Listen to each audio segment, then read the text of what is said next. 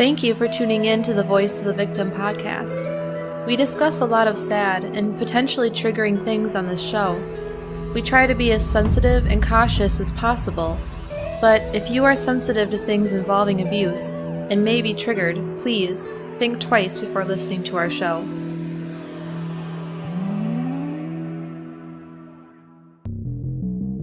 There are over 700,000 sexual offenders in the United States alone. With all the social media these days, how can we protect ourselves and our children from these despicable predators? Welcome to the Voice of the Victim podcast, where we discuss criminal cases that involve some factor of abuse. Our goal is to spread awareness of abuse that could be taking place around any of us and encourage everyone to take responsibility and report if they see a child or an adult being abused. Jaycee Lee Dugard went missing after being abducted on her way to the bus stop, right in front of her family's home. For 18 years, her family, along with law enforcement, searched for her, with no results. The community came together and did everything they could to help find this girl, who was only 11 years old when she disappeared. They knew she had been abducted because her stepfather, Carl, had seen the whole thing. But 18 years passed and there was still no sign of Jaycee. But then, a strange man walked into a law enforcement office with two little girls.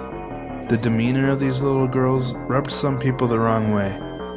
Allie Jacobs and Lisa Campbell were two police officers that made an effort to look into this, and that got the ball rolling on an investigation that would finally lead to the rescue of Jaycee Lee Dugard. Welcome to the Voice of the Victim podcast. I'm Rosie. And I'm Ryan. How are you doing tonight? I'm good. I had a strenuous day, but I'm good. Well, I'm glad that you're home now. Thanks. Rosie had to, her job has gotten a little harder lately. Yeah, they got a puppy, which I've never had, and now I never will.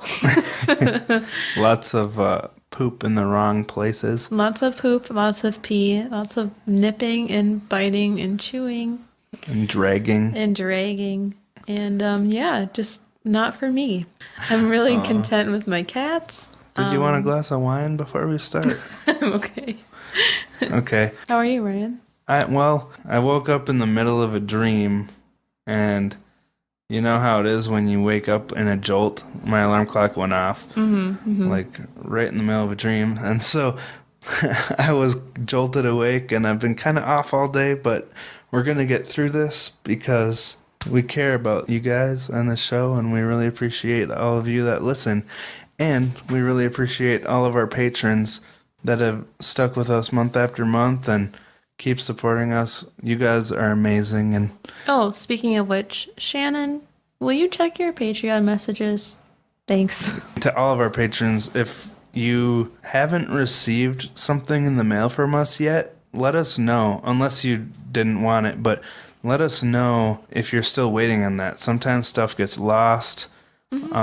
We're just trying to make sure everything's organized and that we're doing our jobs right. We're also starting to wait a month or two before we send out stuff because we've had having a slight problem with people dipping out really quick after they sign up. Yeah, and we've been losing some money. Yeah.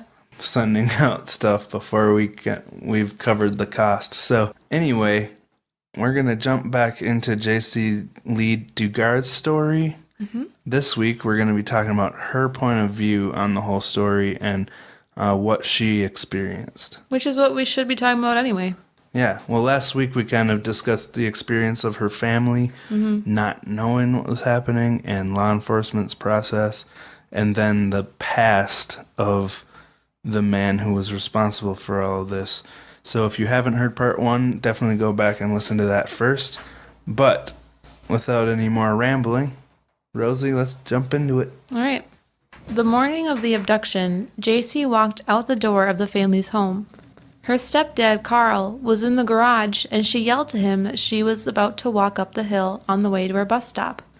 She crossed at the spot where Carl had told her to, so oncoming traffic could see her better. As she walked in the gravelly shoulder of the road, she began to daydream about the summer vacation that was coming soon. It was almost the last week of school. Yeah, and her school actually had a water park field trip planned that last week. And at this time, she was really nervous about it because she was a super self-conscious girl, especially about her body. And she was hoping to talk to her mom about shaving her legs and armpits because she was embarrassed about her new hair. But she was even too nervous to bring it up to her mom. She actually went into her mom's bedroom to talk about it, but couldn't work up the nerve to bring it up. So this really shows how self-conscious of an 11-year-old she really was. Yeah, that's kind of sweet. I forgot about not shaving. Yeah. As Jaycee walked toward the bus stop, she heard a car coming up behind her. And this was strange because there weren't typically cars going by on that street at the time she walked to the bus. Jaycee looked back at the car, expecting it to pass, but it actually pulled up beside her. The driver rolled down the window, and Jaycee stopped walking. He leaned out of the window to ask her for directions. Oh no, stranger danger. Jaycee noticed his hand shoot out of the window with a little black device in it. Suddenly, she heard a crackling sound and fell backwards. Yeah, he tased her. She fell to the ground and tried to scoot into the bushes behind her, but she was losing control of her body.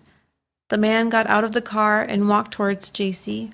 She kept trying to scoot away, but her entire body was becoming paralyzed. She grabbed at the ground, trying to find something to hold on to, but all she could grab was a pine cone. The man tried to drag her out of the bushes, but it wasn't working too well, so he tased her again. And at this point, she's wondering why her body wasn't working. She was trying to get away, but she couldn't, and she even peed her pants. But at the time, she didn't really care because she just wanted to get away from this man. The man picked her up and shoved her into the back seat of his car and down to the floorboards. He threw a blanket on top of her and piled stuff on top of it to weigh her down. Then he started driving. So at this point, she's feeling scared and helpless. And I mean, she was super hot underneath the blankets, but she couldn't move. And between the heat and the movement of the car, she really started to feel sick and dizzy. Oh, I can't. Oh, I was just gonna say, I can't imagine the feeling of stuff on top of me and it being dark. That would freak me out. Oh yeah, your claustrophobia. And yeah, I mean, I get so car sick even when I'm in control of the situation. So this had to be such a nightmare, having no idea who the heck you're with or where they're taking you, and having no way to get out from under this hot blanket. Jaycee began to feel like she needed to throw up, but she fought it out of fear, and she choked down her own vomit. So remember, she's in a really uncomfortable position here, and if she did throw up, it would just get all over her and Yeah. might even choke on it. All she could think about was getting this hot blanket off. Eventually, her body couldn't take it anymore, and she lost consciousness. Eventually, the car stopped, and she came to. She heard a man and a woman talking, and the weight was taken off of her. Then they pulled the blanket off of her face, and they offered her a drink. The man told her he'd gotten an extra straw for her, so she didn't need to worry about germs. Yeah, and considering the things he would end up doing, this seems like a really strange time to be considerate. That's so weird. As she sipped the drink, the man started laughing and said he couldn't believe he'd gotten away with it. So, obviously, if you listened to last week, this man's name is Philip Garrido. Philip grabbed Jaycee in the back seat of the car and told her he had 2 big, aggressive dogs, and if she wasn't quiet, they would hurt her. He covered her head with a blanket and led her into his house. Once they were inside, he took the blanket off her head and told her to sit on a wicker sofa. Which sounds really uncomfortable, but this is when she finally got a good look at Philip. He was a tall, tan man with blue eyes, brown, thinning hair. It's interesting what her thoughts were at this point about him, that he just looked like a normal guy you'd see every day. He didn't look like a bad guy that you should be suspicious of, and that's the scary thing, is these monsters are just normal-looking people. After this, he shows her his stun gun and warns her that if she tries to get away, he'd be using it on her. He had her follow him, and at this point, she's realizing that she has no choice but to comply with him. Yeah, she had no idea where she was. And at this point, even though she had her issues with her stepdad Carl's criticism, she was wishing she could hear it. She was craving anything familiar, anything she'd get from being at home. He took her to the bathroom and locked the door behind the two of them. The shower was already running, and he told Jaycee to take off her clothes. Now, remember how we talked about how self-conscious she was? Being told to disrobe by this strange man had to be completely mortifying for her, on top of all the other stress. She was afraid just to be in a swimsuit in front of her peers, but this is a billion times worse. Yeah, it would be mortifying to, like, an adult, Yeah. let alone a child. Oh, no kidding. She refused to take her clothes off. Jaycee was shaking and too scared to do anything, so he grabbed her pants and pulled them down, then took off her shirt. So she was standing in front of this strange, evil man that just kidnapped her, and she's completely exposed and vulnerable. He took all of her clothes, shoes, backpack, and stuffed it in a bag to get rid of the evidence. Yeah. Then, to make things even worse, he took off his own clothes. Jaycee looked away because she knew it was wrong. He asked her if she'd ever seen a naked man before, which she hadn't. Then he told her to look at him. She glanced quickly at him. Yeah. She actually smirked when she saw him and wanted to start laughing because apparently she thought his parts were pretty funny looking. Is that what she said in the book? Yeah. That's very funny. But then he asked her to touch it, and then told her to make it grow. Ew. Yeah, she's 11 years old. She has no idea what this even means. She was a very sheltered child, so she didn't. I mean, I guess some 11-year-olds would know what this means, but she didn't. Mm-hmm. And she tries to comply, and she touches him. And in her book, she described it as small. I mean, it is fun to make fun of monsters like this when you get the trump card to do whatever you want to say or whatever you want to write. Eventually, he said that was enough and told her to get into the shower. She didn't want to, and she tried to fight it, but he pushed her in and got in with her. He asked her if she'd ever shaved her underarms and vagina before, and she hadn't, because she's 11. Yeah. And remember, in the beginning, she wanted to, but was too nervous to even talk to her mom about it. So it's so sad that this is the way it ended up happening for this poor little girl. Philip shaved her himself. Which had to be just... That's so gross. I can't even imagine what that would be like for a little kid. Yeah. I mean... It's the worst experience. And it's a terrifying thing to have, like, a razor there, and it's not you shaving. Yeah. I just, like... When she's not even in control of it. Out. That's really gross. He finished shaving her and said that she could get out of the shower. Tears were streaming down her cheeks, even though she was too scared to actually start visibly crying in front of him. She felt like she was trapped in a nightmare. Finally, the man handed her a towel so she could cover herself up.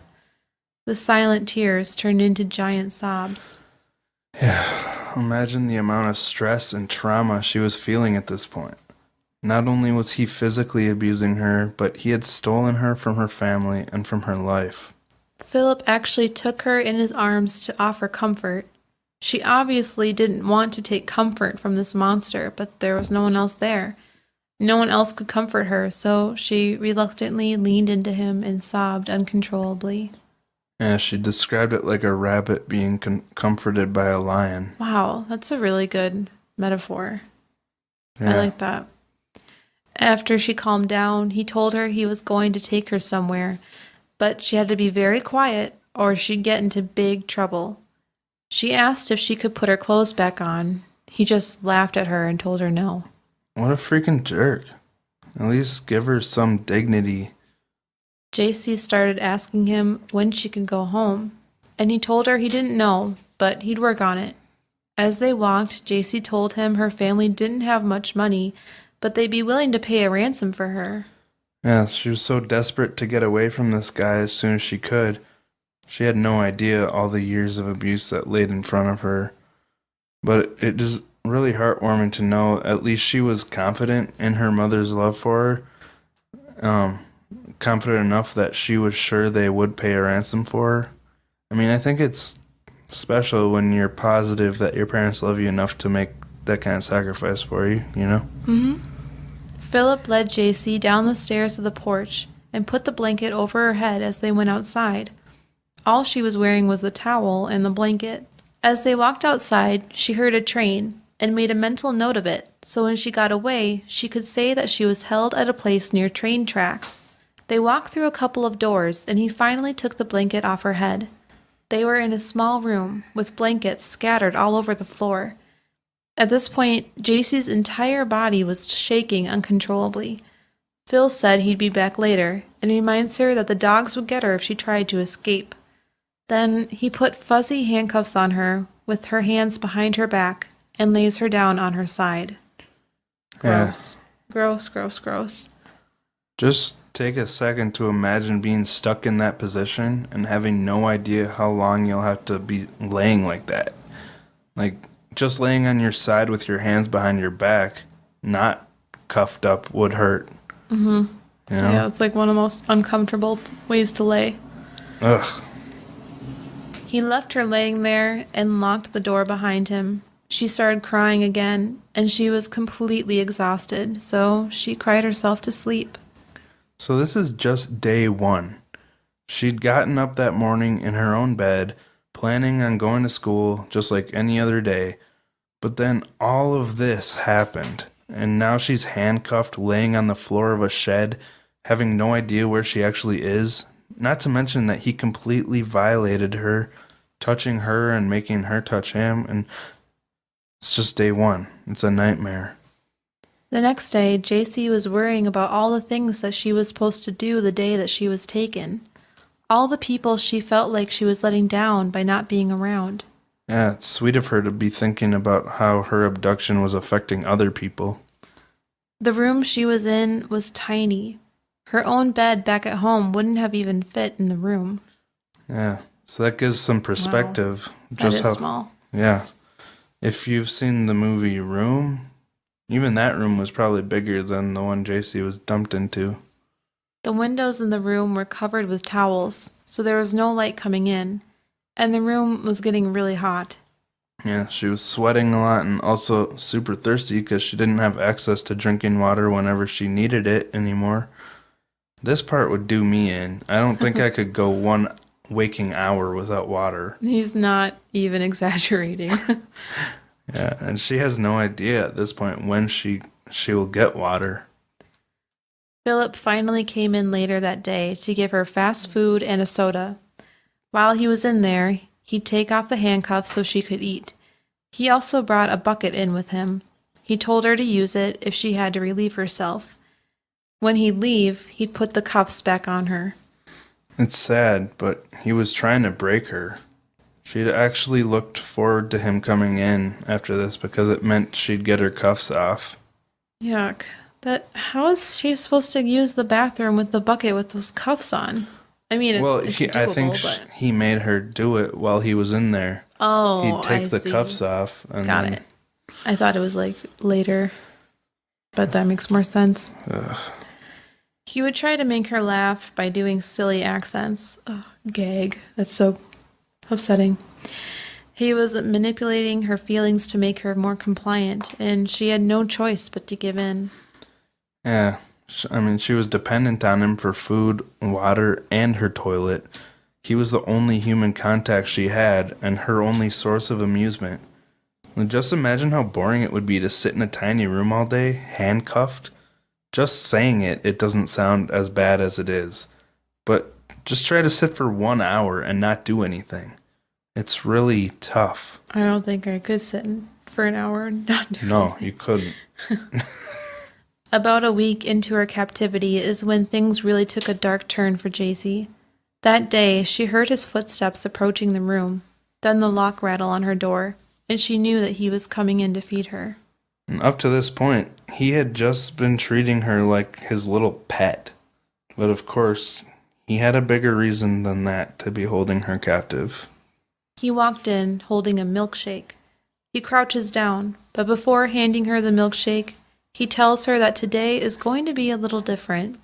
He tells her she can have the milkshake and something to eat after they are done. And I'm thinking, why would you bring the milkshake in at this point instead of the food? Like, if you wait too long, the milkshake's gonna melt and get all gross. I don't think he was thinking about that. Yeah, I guess that's not really an issue at this point in the story, but I'm just trying to lighten things up by insulting his intelligence before we get into some really dark stuff. Which reminds me, listener discretion is advised for this next part. It's about to get really disturbing, so know you've been warned, and if you don't want to hear about sexual child abuse, you skip ahead like a minute. Philip put the milkshake down on the shelf. Then he bent down to tell Jaycee to take off her towel and lay back down on the pallet that she was using as a bed. Yeah, she's still only allowed to wear a towel at this point, no clothes. Philip removed the cuffs from one of her wrists and relocked them with her hands in front so she could lay back. And this was probably her first time laying on her back for a whole week. It's probably the most comfortable she'd been, and she most likely just wanted to relax and fall asleep in an actually comfortable position. But sadly, it got much worse. Philip sat down on the pallet next to her and explained his plan. Then he stood up and started to take off all of his clothes.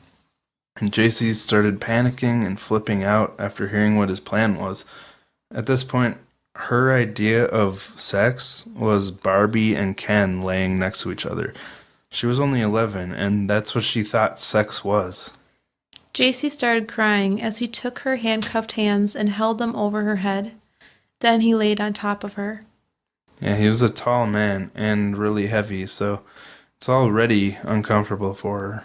He told her it would go quicker if she didn't struggle, otherwise he wasn't afraid to get rough with her. Then he forced her legs apart and forced himself inside of her. Oh, she's 11.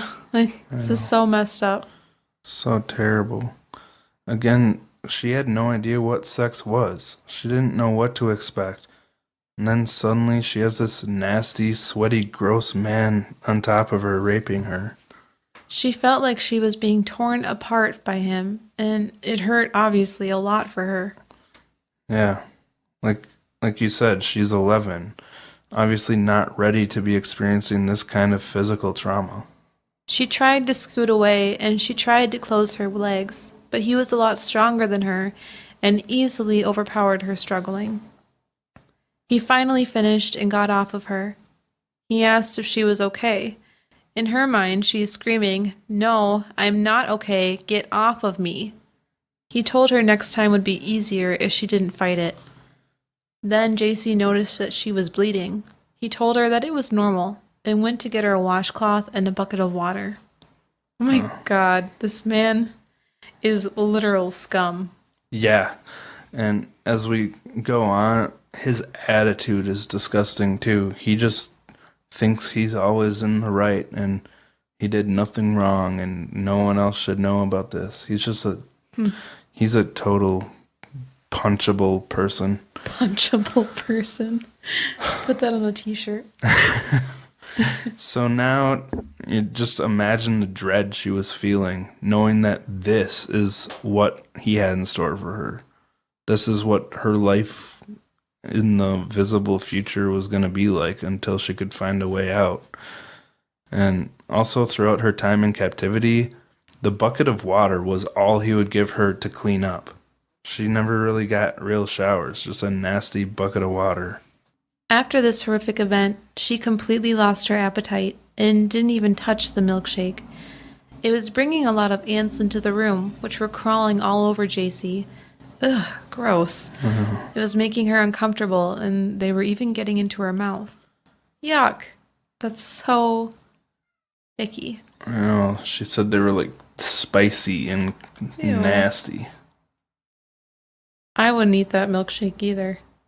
No, I mean, that it was such a rude awakening, such an unexpected thing for her, and I can, I mean, you know that sinking feeling you get when like something really bad happens? The last thing I would want would be a milkshake. Yeah. I think I'd want a breath mint. Uh, You know? or a shower, Yeah. a real shower. Yeah. As the time went by, there were more big events. She got a cat not long after this, who she named Tigger, because Tigger was from Winnie the Pooh and he was always happy and never sad. That's so depressing to me. I know. And this was before the Tigger movie came out because Tigger was super sad in that movie. He was? Yeah, because he couldn't find his family. Sad. I know. Thinking about that movie makes me sad right now. Have some deep-seated connections to the plot. Oh my gosh. Anyway, again, I'm just trying to lighten things up during this dark, terrible story. Sadly, Jaycee didn't have Tigger for very long. At some point, Philip came in the room and said he couldn't stand the smell in the room because the cat was peeing in there. And as sad as Jaycee was to say goodbye to Tigger, she knew the room was a terrible environment for a cat and that it should be able to run around and play. But So innocent and sweet of her. I know, she feels pity for the cat in the situation, even though she's a person locked in this tiny room. It's a terrible environment for her too, but she still had room for empathy for the cat, you know. She's a lot like you, Rosie. She had mentioned in her book that she loved animals more than she loved people. That is true. They Another- always love you unconditionally. They're so sweet. Thank you. I do love animals more than I love people.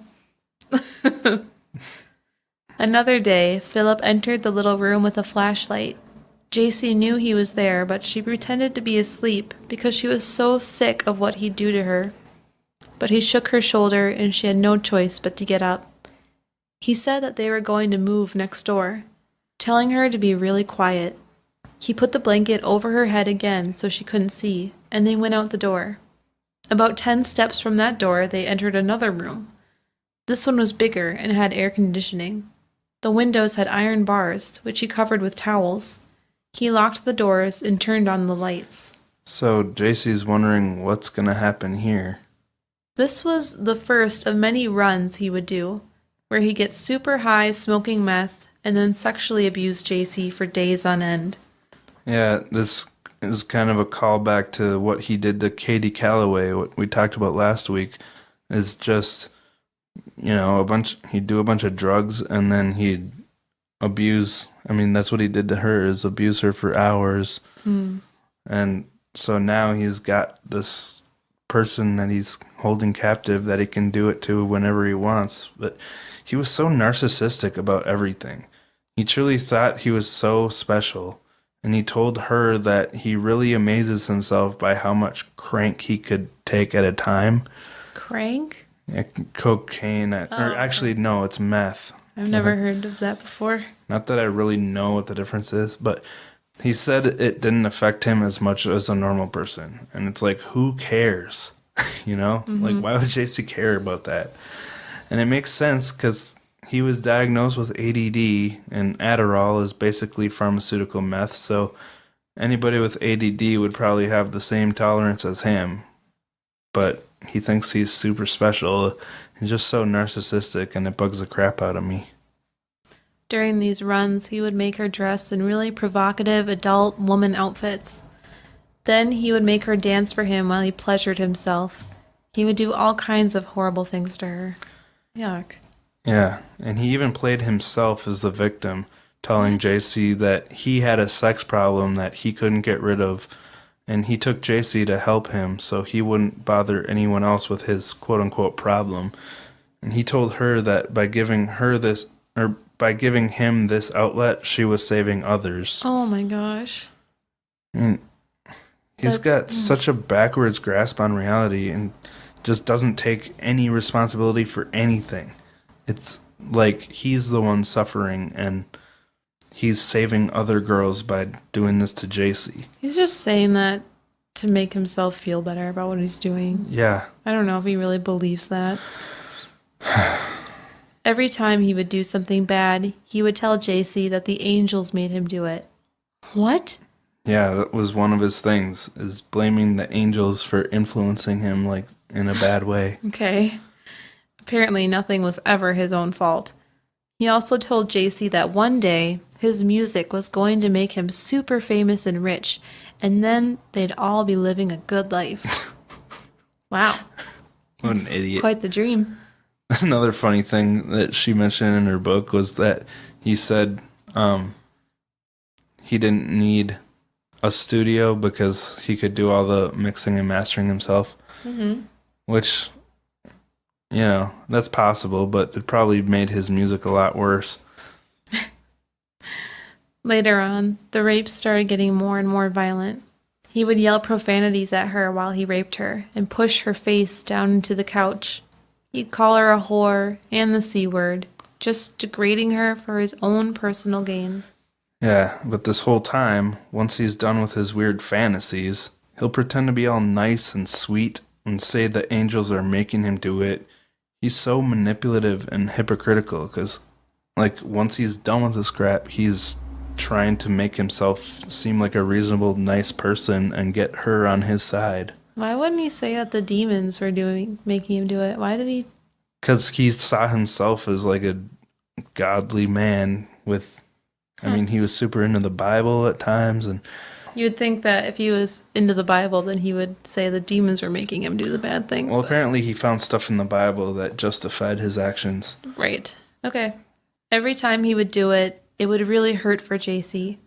One of the times he finished and asked her if she was okay, and she just burst into tears. And again, he offered her that disgustingly fake comfort. In reality, he's just comforting himself, trying to keep her quiet so he can keep doing these terrible fantasies and probably make himself feel better. Mm-hmm. Eventually, she got her period, and at first he just gave her paper towels to stuff in her pants, which would not work. Nah. That is not a solution. Later on, Philip tells Jaycee he wants her to meet someone. He introduces her to Nancy, his wife. He said that Nancy was a little jealous of Jaycee, but that she would come around if Jaycee was good and made an effort. If she made an effort to do what? Yeah, this also blew JC's mind because she thought marriage mates were loyal to each other. I mean, every idea she had of marriage from before she was kidnapped was that, you know, loyalty. And she couldn't believe Nancy was okay with this. But if we Right. remember, Nancy helped him kidnap her. True. Yeah, that's insane. On one of Jaycee's birthdays, Phil came in and said they had a surprise for her and had her close her eyes. When he told her to open them, it was just Nancy sitting on the bed. Jaycee looked around awkwardly, hoping to find a present, but she couldn't find anything. Then Phil said, "Look at Nancy's hair." And Nancy yelled, "Surprise!" Nancy's hair had new highlights with red streaks. So this was their surprise for JC? What? Why the heck would JC care about this? It just really shows how self-centered and narcissistic both of these people are. They think that some new hair color can be framed as a birthday surprise for JC. I'm sure that was just a stupid, I don't know, something that they just got off on for being mean. That doesn't make any sense. It's ridiculous, but when I was listening to the book, I was relieved that it was a hair, because at first I was like, Yeah. oh my god, they're going to make her have do a sex three-way. with- yeah. This is the Cody Posey story, Mm-hmm. you know? But still, it doesn't make any of this any better. One day, Nancy came into Jaycee's room and told her Phil went to live on an island with his rich friend for a month. That's so random. Well, Like- she kind of spun that out of nowhere. Yeah. Later on, Jaycee found out he was serving time in jail for violating his parole. Why wouldn't she just make something a little bit more realistic up? Like, he went to visit his mom. Yeah, I don't think she was 100%, you know, there. After coming home, Philip told Jaycee that he was reading the Bible now, and God was helping him with his problem. At this point, the runs got shorter, and he quit taking drugs for a while. It seemed like he began to lose interest in Jaycee at this point, and he didn't even rape her as much. Her typical day was really boring. She would wake up, watch the Today Show, play Super Mario Brothers, take a nap, and hope it's dinner time when she wakes up. Yeah, she was so bored. Now she's just being held captive for pretty much no reason. And I feel like some people would be like, oh, I guess that's not so bad. But think about it. Oh, if you say that, just go away. You're like locked in a room. You have nothing to do except for wait for this monster to come and visit you and maybe rape you during any of his visits. Yeah, and your life is being stolen from you. She was 11 years old when she was kidnapped. Like, from, your teens to your early 20s, that's like the most formative, or not formative, but like where you do all the stuff you want to do, the fun stuff in life. And this is completely stolen from her. In 1994, Jaycee became pregnant with her first daughter. Philip talked to her and said that he'd noticed she'd been gaining weight and waddling instead of walking normally. Yeah, so keep in mind, at this point, she was only 14, so she has no idea what the signs are. But this was really a turning point for her. She felt such a connection to the baby inside her, and it really made her feel a purpose to survive. There was an instance while she was pregnant when Philip got paranoid about a raid on his house. He took Jaycee and stuffed her on the floorboards of his car again, which was super uncomfortable because she was pregnant. They stayed at a little trailer for the night. Yeah, and Jaycee was super excited when they got there because it was the first time in a long time she was able to actually use a sink with running water and an actual flushing toilet.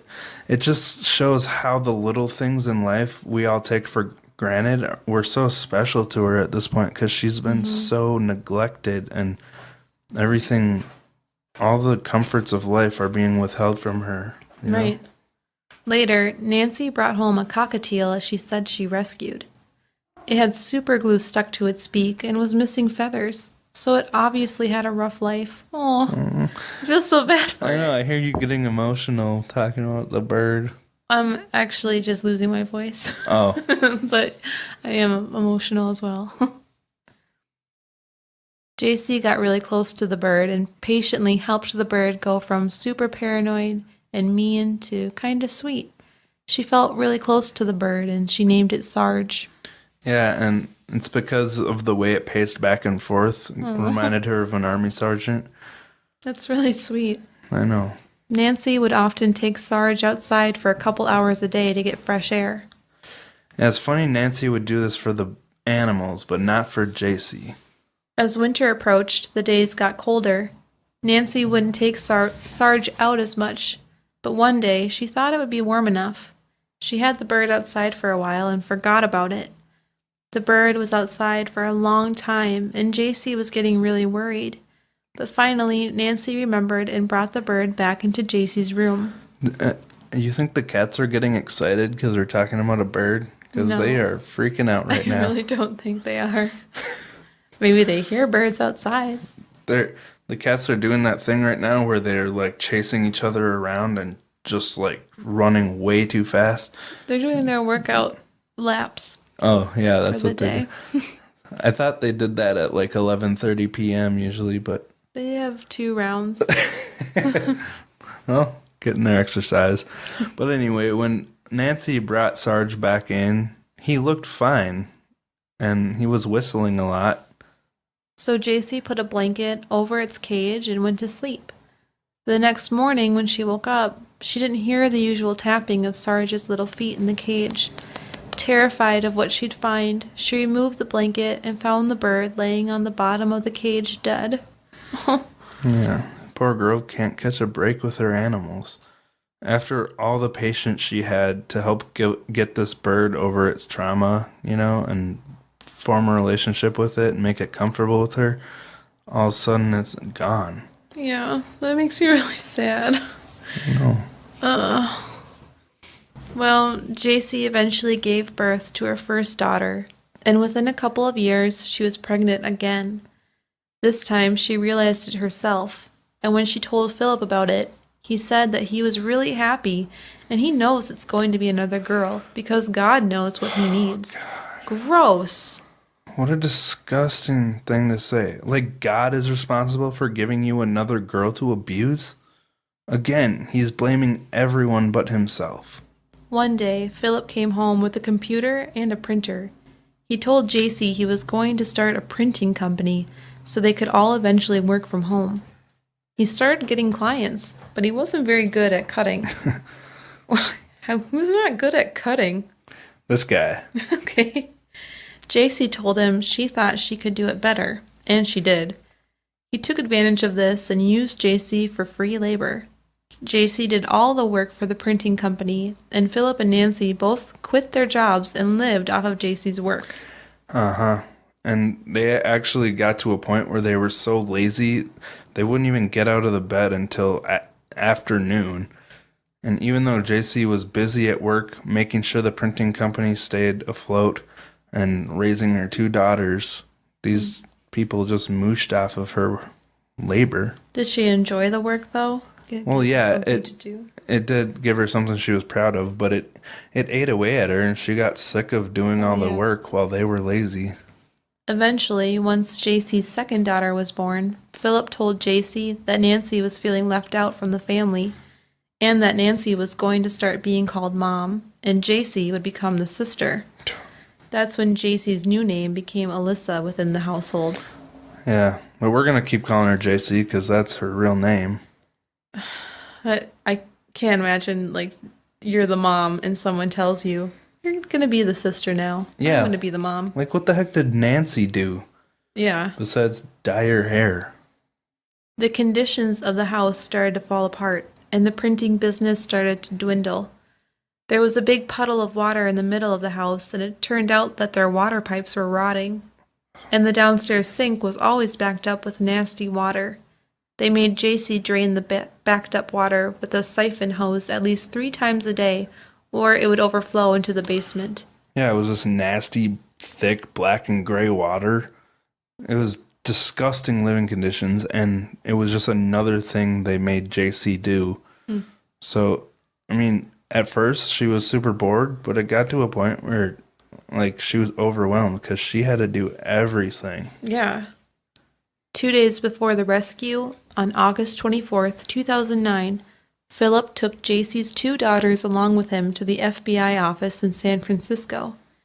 He said having the girls with him made people more apt to listening to what he said.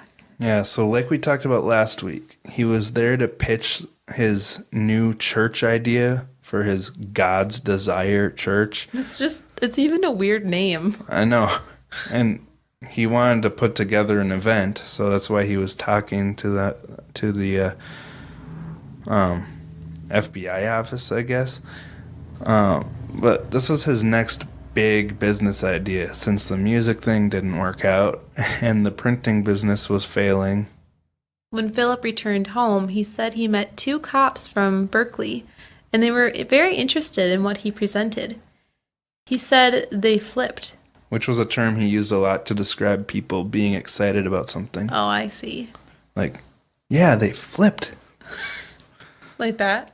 Such like a 70s guy term, you know? Mm-hmm. At this point, Philip thought that this was it. This was his big break. He'd finally be able to move forward with his God's Desire church and, quote-unquote, fight for God. The next day, Nancy ran into Jaycee's room and told her that Phil had been arrested, and she was freaking out. Jaycee stayed calm and suggested they look through the yellow pages to find him a lawyer and a bail bondsman.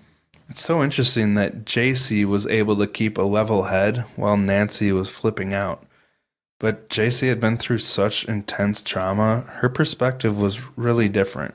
She was really resilient after all she'd been through. And it's impressive that she knew, like, the right things to suggest. I know. A lawyer and a bondsman? Like, wow. I think maybe she had a lot of time to watch Law and Order A or lot of something. Judge Judy. Yeah. A few hours later, Philip walked into the house with his parole officer, who uncuffed him and instructed him to meet back at the parole office the next morning. Philip told the girls that they just needed to show up and clear things up so they could move on with their church plans. Yeah, but as we know from last week, things didn't go as smoothly for Phil as he was planning. The next morning, he had the whole family pile in the car, and on the way to the parole office, he told them that they'd get breakfast on the way home afterward. So he was probably thinking that after this, he'd be able to hide in plain sight because he will have gone into a law enforcement building with the girl he kidnapped and walk out, and everything would be cleared up. That's pretty gutsy. He was literally feeling super chill about the situation. When they arrived, Philip was instantly separated from the girls, and police began to question Jaycee. She told them that she was the girl's mother, and she was fine with them staying with Phil, even though she knew he was a sex offender. Yeah, this was exactly what Philip had instructed her to say, and she was using the name Alyssa still.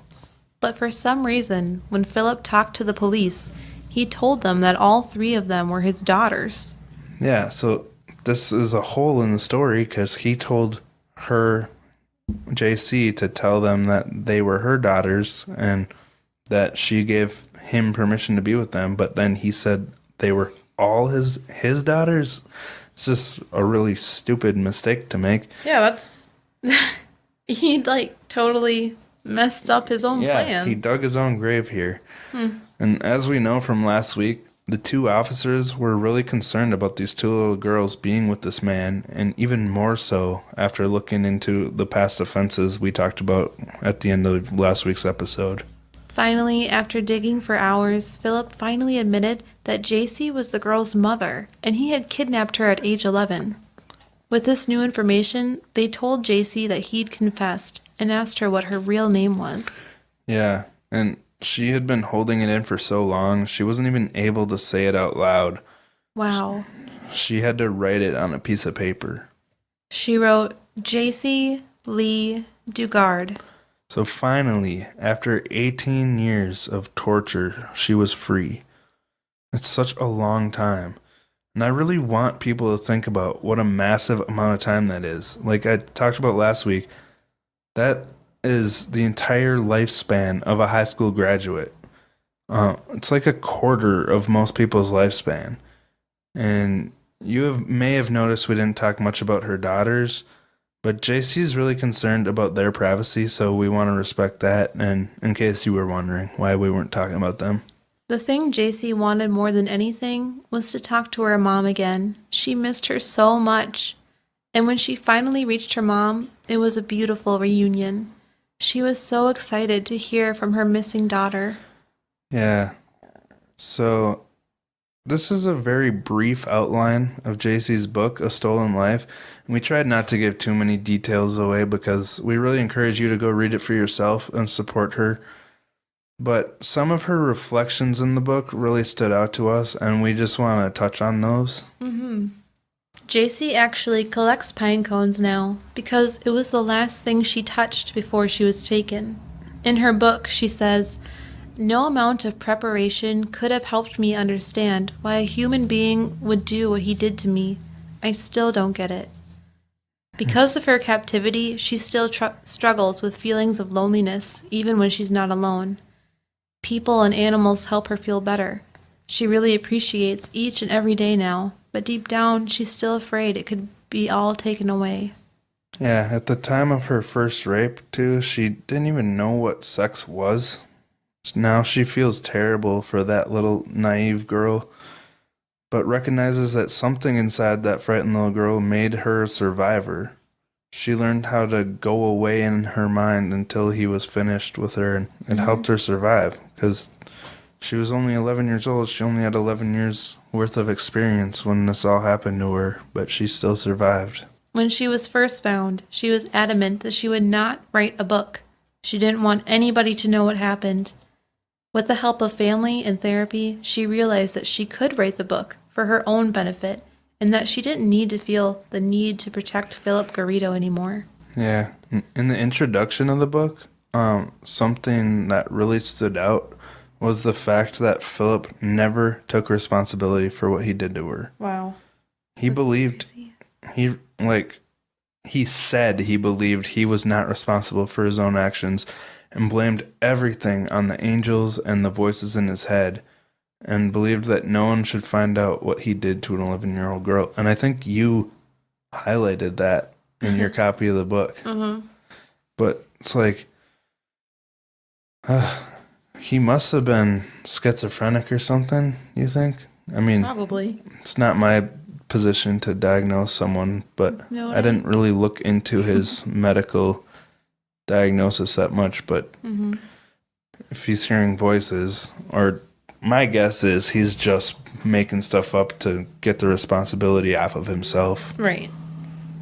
Philip was responsible for stealing her life, the life Jaycee should have had with her family, and her hope for writing this book was to help someone else going through similar difficult situations.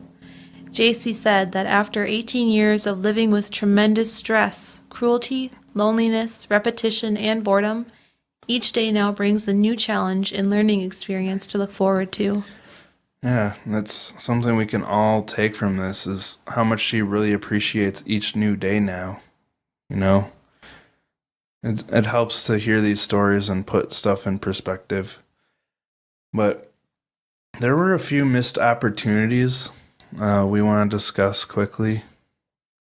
First of all, the police failed to make the connection that Jaycee's kidnapping in South Lake Tahoe was related to the 1976 kidnapping of Catherine Calloway, even though it was in the exact same area. Yeah, you think about it. It's only 14 years apart. That's not a huge span of time, you know? Mm-hmm. I mean, he should have been a suspect, especially after being released only 3 years before this. Remember, he got released super early from prison. He was sentenced to, 40 years, and he only served 11? Was that right? I thought it was less than that. We talked about it last week, and we should know. Yeah, well, we're not like a law-based podcast, so I think we can get away with not knowing. But still, it's ridiculous that he got out early and that Jaycee was kidnapped only 3 years after he got his early release. Another missed opportunity happened when the police received a phone call on April 22, 1992, reporting that the caller saw Jaycee inside a gas station, staring intently at a missing child poster of herself. Then the caller saw her leave in a large yellow van. After Jaycee's recovery, they found an old yellow Dodge van on Garrido's property. Yeah, so this seems like a good lead, but the caller never gave a license plate number, and the people were gone before the police could get there. But I guess we can learn that it's really important to get license plates when we're noticing suspicious activity, because this could have saved Jaycee much sooner. Interestingly, though, Jaycee reported that she never left the Garrido property until just before her daughter was born in 1994. But maybe she just forgot to mention this? Yeah, either way, get license plate numbers. It helps. In June of 2002, the fire department actually was called to the Garrido house because of a juvenile that had injured her shoulder in the pool at the home, but it was never relayed to the parole office. Yeah, I can see how the department wouldn't communicate here, but you'd think that all government agencies would have parolees tagged with an alert or something. You know, if they're involved in a 911 call, you'd think something would flag that. Mm-hmm. But I guess government agencies work with crap technology, so I guess this makes sense. It's just frustrating. But this next one is a real doozy. In 2006, a neighbor of the Garridos called 911 to report that there were tents in the backyard and children were living in them. They also said Garrido was a psychotic and had sexual addictions. A deputy responded to the call and talked with Philip Garrido, but he never even went in the door of the house. He talked at the front door for about 30 minutes, but then just left, saying it's a code violation for people to live outside on the property. You'd think maybe running a check on the identity of this guy would show that this guy was a parolee. He's convicted of violent sexual crimes. In 2006, they had a database, didn't they? Like, the officer didn't even go back to check out the actual tents that were reported. He just talked to the guy on the stoop.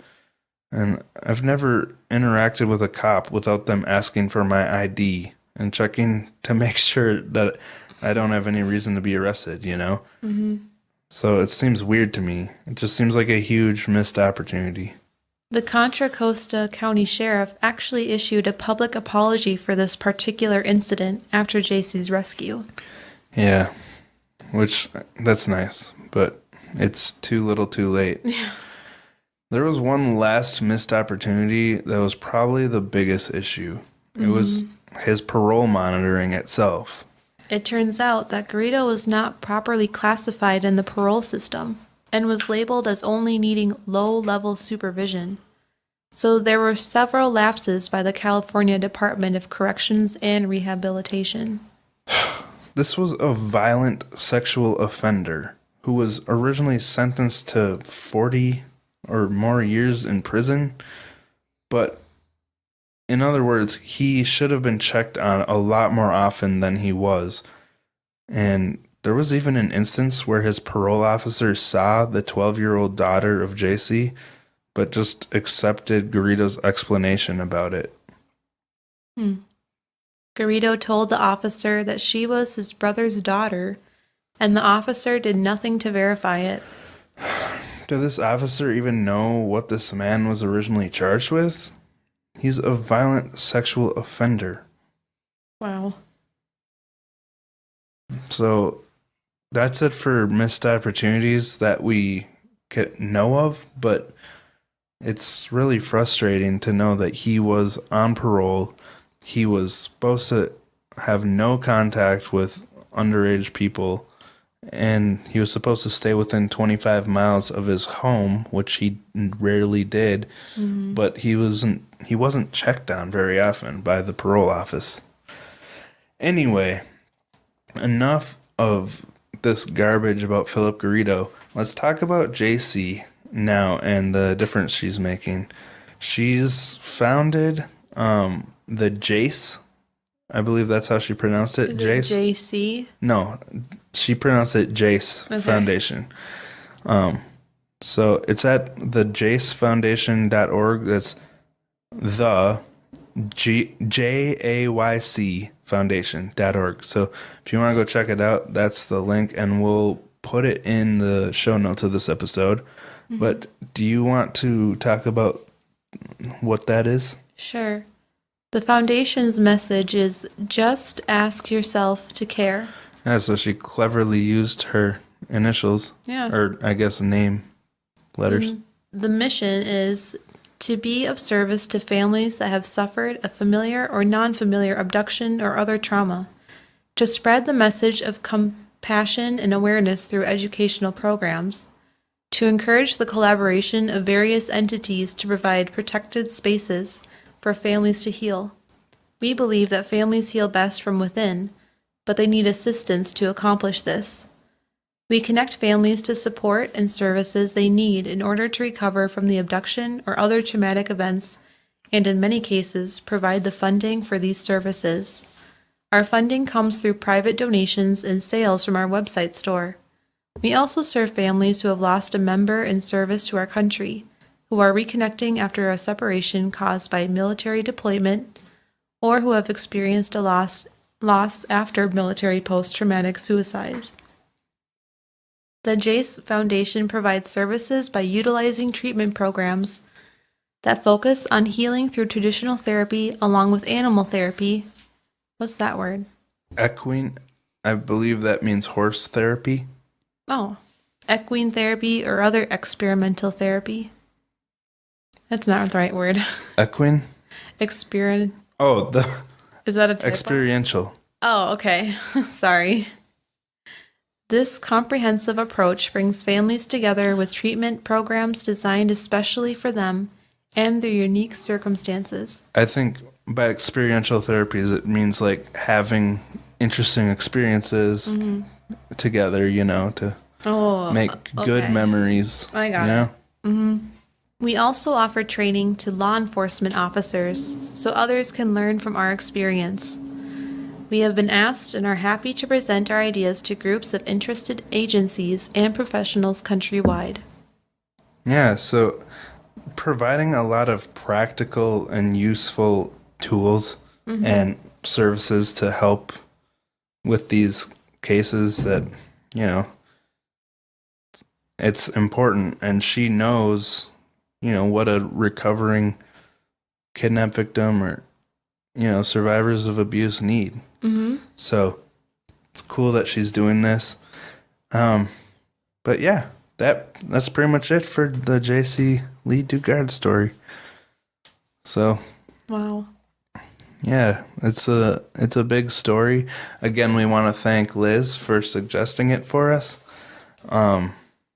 Yeah, it's a huge story. It's such a large chunk of her life that she lost, and it's a lot to think about. But that brings us to the review portion of our show, which we forgot to do last week. Oh, we did? Yeah. Oh, you're right. I've been dropping the ball, man. I had an emotional couple weeks after recording episode 52. If you haven't heard it yet, it's No, my I personal haven't. story. So I've been a little bit off, but doing well. Actually, Kate on Ignorance Was Bliss released an episode, her last episode, I think it was 124, with Tawny Plattis from the Dirty Bits podcast, talking about the same thing I talked about. And she has her own experience with it, Tawny. And it was really cool to hear her story and her perspective, because it's a different monster to everybody, but it's really something that a lot of people don't want to talk about. And I liked what Kate said. I had a revelation that I never really thought about before, but Kate said a lot of people compare it to a drug addiction. But when you recover from a drug addiction, you have to actively seek it out to get it. And it's a lot more of a choice. But when you're addicted to food, that's something that's always there. It's an everyday thing that everyone is always having. So, and it's a necessity to life. You constantly have to live with being around what you're addicted to. And so that's what makes it different from drug addiction. And so thank you, Kate, for pointing that out, because I hadn't even thought about it like that before. But go listen to that. It's really good. And if you haven't heard my story, you can check that out, episode 52. But I'll read this review that we just got yesterday. Actually, I guess Saturday. It's called Aptly Named Podcast. And it said, I listen to many, many podcasts. Most of them are related to true crime in some way. The thing that makes Ryan and Rosie stand out is the empathy they show for the victims. Most true crime podcasts are perpetrator focused, how they grew up, what their motivations were, etc. I like those podcasts just as much as the next guy, but it is refreshing to listen to a show where the concern is for those people who often become footnotes in their own murders or abuse. Thank you, Ryan and Rosie. Thank you, Strike and Soda or Strick and Soda 03. Yeah, I think you got it. I never know how to pronounce names and stuff, but do you have anything else to say? Yeah, I wanted to say thank you to Mayba, who sent us a really nice email. I think you said it right, too. I hope so. Maybe she'll let us know. Well, she typed out the spelling, so hopefully. Yes. She sent us such a nice email and just talked about how much she appreciated Ryan's story. And she even talked about how she appreciated my story. Yeah, I wanted to. It was really sweet. Maybe I really appreciated your message. It was very sweet of you. And those messages letting us know how what we talk about impacted you, they mean a lot to us. So never feel like you shouldn't send a message because you're like, oh, they don't have time or they won't be able to respond. We'll eventually get to every message, and we appreciate all of them, and we always reply to anything we get. So Mabel said that she laughs and cries with us. She loves our couple dynamic and our chemistry. So we appreciate you so much. Thank you so much for your kind words and support. yeah, thank you, Rosie, for bringing that up. Oh, shucks. It did make my day when we got it. Mm-hmm. But I suppose we could wrap it up. It's getting to be pretty long episode. But if you do enjoy our show, we'd love if you supported us on Patreon, where you can get 4 bonus episodes, and we'll be releasing one per month normally, unless something comes up. And then there's also cool stuff you can get, like coffee mugs, stickers, magnets, postcards with a personal message from us. So if any of that sounds cool to you, definitely think about supporting us. Yeah, and be sure to give us a 5-star review so we'll share your review on our show. Yeah, good idea. Also, we're on Instagram at VOV Podcast and Twitter at VOV Pod. And if you want to email us, it's vovpodcast@gmail.com. And all those links will be in the description below. Okay. All right. Yep. Wait, description? This isn't YouTube. The show notes. All right. Ready for tacos? I am tired. Yes. Yes. Okay. Well, thank you all for listening, and we'll talk to you next week. Bye.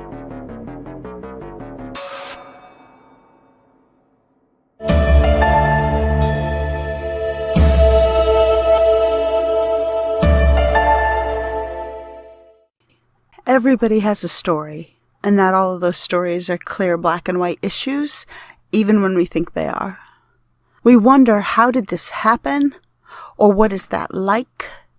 Or what happens next? Are you sure you really want to know? This is Ignorance Was Bliss at IWB Podcast. If you're looking for an in-depth, detailed, academic analysis of the past, devoid of any comedy or entertainment value presented by an educated historian with a PhD, this isn't the show for you. Hi, I'm Tawny Plattis, a professional voiceover actor who gives a very casual, very Southern Californian, and hopefully very comedic retelling of the sexy, scandalous, and salacious stories from history your teacher probably left out on my podcast, The Dirty Bits. Catch the show on TawnyVoice.com or anywhere podcasts are found. Chat soon, Lovebug.